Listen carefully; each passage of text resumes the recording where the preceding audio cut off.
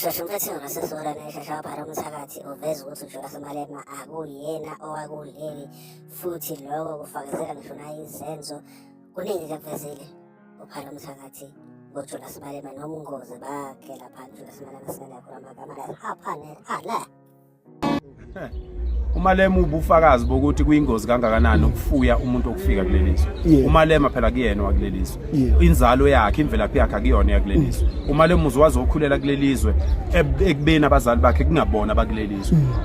Lokhu nje akukhulumayo uMalema kubufakazi bokuthi kuyingozi kangakanani ukufuya ingane yomuntu okufika kulelizwe. Ngoba lento ayikhulumayo uyikhulunyiswa ukuthi yena ucabangela imvelaphi yakhe akacabangeli lelizwe. Akekho umholi ofuna amavoti ase South Africa ongakhathazekile ngodaba labantu bokufika. Lezi ingane zabantu ezigcwele lapha ko Hillbrow, ezigcwele lapha ko Uville, ezigcwele khona la ko Bramfish, eziphelayo ngama drugs. Uthini ngazi ko Alexander hambe Alex uyobuka ingane zabantu ukuthi zinjani. Ingane zamadoda akana ndaba nalokho. Unendaba nomuntu wase Zimbabwe, unendaba nomuntu wase Nigeria, akana ndaba nomuntu wase South Africa. So mina kungethusi ngiyaqala ukubuzwa kodwa kungethusi ke uma kuvela kuMalema ngoba uMalema ngiyazi ukuthi enye izinto eziyinkinga empilweni yakhe ukuthi ubaba akazabe naye.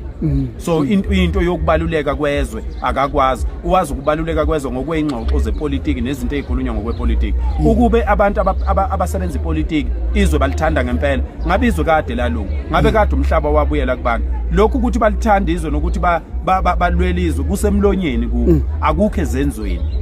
Thina sikwazile ngeminyaka emibili sikwazile ukuthi sihambise abantu abaningi abedlula abantu abahanjiswa uHome Affairs nabantu ababoshwayo ngeminyaka emibili.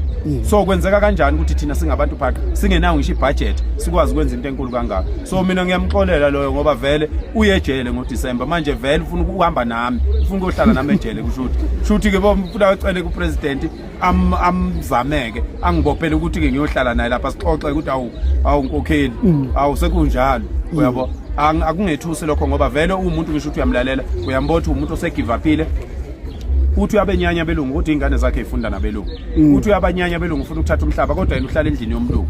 Uthi uyabenyanya belungu uthi akuvulwa amabhoda kodwa ubiye ngodonga wena ongakwazi ukubona ngaphakathi kulona. Akuyona ni contradiction le. Uthi abantu aba-own ama-industries kodwa abalandeli be-EFF abanalutho naba sinabo la eBramfish njengamanje bayahlupheka bahlushwa ngamakutshukutshu basatshiswa ngamakutshukutshu. Yena uthi aba-own ama-industries uwa-ona kuphi la ama-industries yena ngoba uye yedwa owakwazi ukuyithathela imali lapha ayeyithatha khona. So kakusethusi thina lokho sicela ukuthi siqhubeke nomsebenzi. Uma lufika lolo suku ama-South Africans ayodecide ukuthi enza njani. Mina nje mhla kuthi kuboshwa mina ilapho engiyobona khona ama-South Africans yini ayimele ngoba akukho lapho engeke ngaphula khona umthetho.